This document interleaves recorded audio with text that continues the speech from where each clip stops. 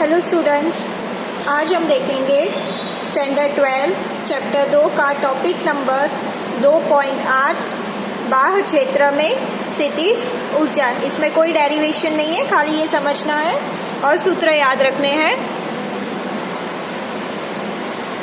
चलिए, बाह्य क्षेत्र में स्थितिज ऊर्जा क्षेत्र के बारे में हम पढ़ चुके हैं। तो सबसे पहले हम देखेंगे कि अगर एकल आवेश हो तब क्या होगा। ठीक है, अगर मेरे पास बाह्य क्षेत्र में एक आवेश हो तब क्या होगा, तो उसका सूत्र कैसे बनेगा। मान लेते हैं कि अनंत दूरी पे एक आवेश है Q1। यहाँ पे है मेरे पास एक क्षेत्र E। तो हमें इस आवेश को कुछ कार्य करके यहाँ पे लाना है, A बिंदु पे लाना है Q1 को। ठीक है, तो जब हम Q1 को यहाँ पे लाना चाहेंगे तो कुछ कार्य करना पड़ेगा। तो वो कार्य कितना होगा, W = Q1 गुणा डेल्टा V। डेल्टा V यहाँ पे क्या है, विभवांतर है इसके और इसके बीच का। ठीक है, क्योंकि यहाँ से हम यहाँ पे लाए हैं तो ये और ये दोनों बिंदुओं के बीच का विभवांतर। तो यहाँ पे क्या लिखेंगे, Q1 डेल्टा V का क्या होगा, इसका विभव होगा VA और इसका होगा V इंफिनिटी। तो VA माइनस V इंफिनिटी। हमें पता है कि क्षेत्र है तो क्षेत्र जहाँ पे भी होगा तो विभव बनेगा। तो इस बिंदु का बन रहा है VA और इसका मान लेते हैं V इंफिनिटी। तो V इंफिनिटी की कीमत 0 हो गई। तो ये क्या बना, Q1 VA, या इसको ऐसे भी लिख सकते Q1 V। ठीक है, अगर एक आवेश हो तो उसका सूत्र बनेगा Q1 V। अब इसी तरह अगर दो आवेश हो तो उसका क्या बनेगा।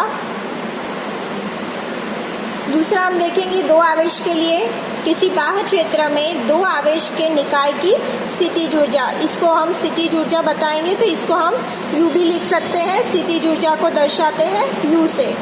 ठीक है, अब दो आवेशों के लिए क्या करेंगे, इसी तरह मान लेते हैं अनंत दूरी पे मेरे पास Q1 और Q2 दो आवेश है, दो आवेशों की बात हो रही है।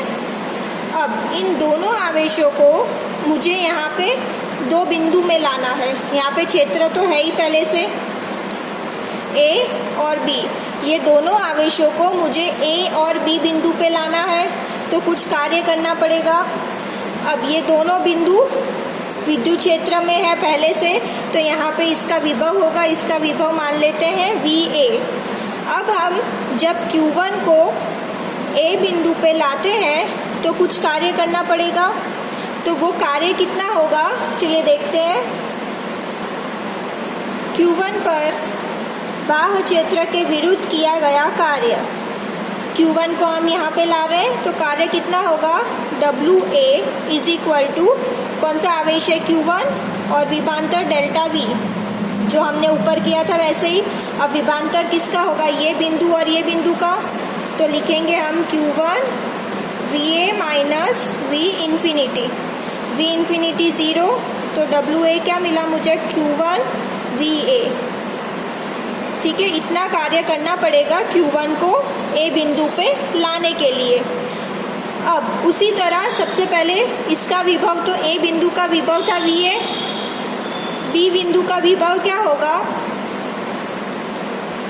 B बिंदु का विभव, ये समझना। B बिंदु का विभव क्या होगा, यहाँ पे B तो होगा ही प्लस। अब B बिंदु पे ये वाला भी अपना बल लगाएगा A वाला, और A पे हम Q1 आवेश लेके आए हैं। तो Q1 बिंदु आवेश के लिए मेरे पास नियम है कि Q1/R12। अब यहाँ पे R12 क्या है, हम ये दूरी मान लेते हैं A और B के बीच की। ठीक है, बिंदु A और बिंदु B के बीच की दूरी को मैंने मान लिया R12। आप X, Y, Z कुछ भी लिख सकते हैं, जो भी यहाँ पे लिखो तो ये सूत्र में भी उसी तरह दर्शाना है। एक बार और, B बिंदु का विभव हो गया VB। अब B बिंदु पे यहाँ पे हम जो Q1 बिंदु आवेश लेके आए हैं वो भी अपना विभव बनाएगा, यहाँ पे वो भी बल लगाएगा। तो इसका जो बिंदु आवेश होता है उसका सूत्र क्या बनता है, KQ1/R12 या KQ1 अगर यहाँ पे x लो तो यहाँ पे आएगा x। ठीक है, तो बिंदु B का विभव होगा VB प्लस KQ1/R12। तो चलिए अब यहाँ पे कार्य कितना होगा, Q2 पर बाह्य क्षेत्र के विरुद्ध Q2 पर बाह्य क्षेत्र के विरुद्ध किया गया कार्य। तो यहाँ पे भी हम इसी तरह बनाएंगे, WB is equal to Q2 delta V। अब Q2 डेल्टा V विभवांतर होता है ये और ये बिंदु जहाँ पे लाए और जहाँ से लाए उन दोनों के बीच का। तो क्या होगा, VB माइनस V इन्फिनिटी, इसकी कीमत 0 हो गई। तो क्या बचा मेरे पास, VB क्या है, बिंदु B का विभव। तो VB की जगह हम लिखेंगे अपना ये वाला पूरा, तो Q2 और यहाँ पे आएगा VB प्लस KQ1/R12। ठीक है, अब ये Q1 को अंदर मल्टीप्लाई करेंगे तो क्या हो जाएगा,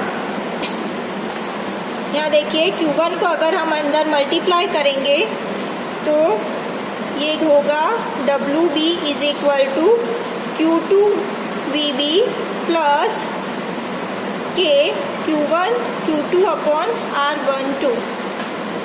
ठीक है, कुछ नहीं किया मैंने, ये Q2 को अंदर मल्टीप्लाई किया है। अब हमें ये पूरे निकाय का कुल स्थितिज ऊर्जा चाहिए। तो कुल स्थितिज ऊर्जा के लिए हम इसका कार्य और इसका कार्य दोनों का योग करेंगे। तो हमें कैसे मिलेगा, स्थितिज ऊर्जा को लिखेंगे हम U से, U is equal to WA plus WB, दोनों बिंदुओं के कार्य का योग। WA कितना मिला हमें, Q1VA प्लस WB कितना मिला, Q2VB प्लस KQ1/R12। ठीक है, ये मुझे मिला दो आवेशों के निकाय की कुल स्थितिज ऊर्जा। सबसे पहले हमने क्या किया, सबसे पहले हमने A बिंदु के लिए निकाला कार्य, फिर अब A बिंदु पे हम एक आवेश ले आए हैं तो ये अपना विभव B बिंदु पे भी लगाएगा। तो सबसे पहले B बिंदु का विभव हम ढूंढेंगे, फिर B का कार्य निकालेंगे। जब हमें दोनों बिंदु का कार्य मिल जाएगा तो दोनों कार्यों का योग करके हमें कुल स्थितिज ऊर्जा मिल जाएगी। इसको आप K की कीमत भी लिख सकते हैं 1/4πε0, और नहीं लिखना हो तो भी चलेगा, दोनों सही है। ठीक है।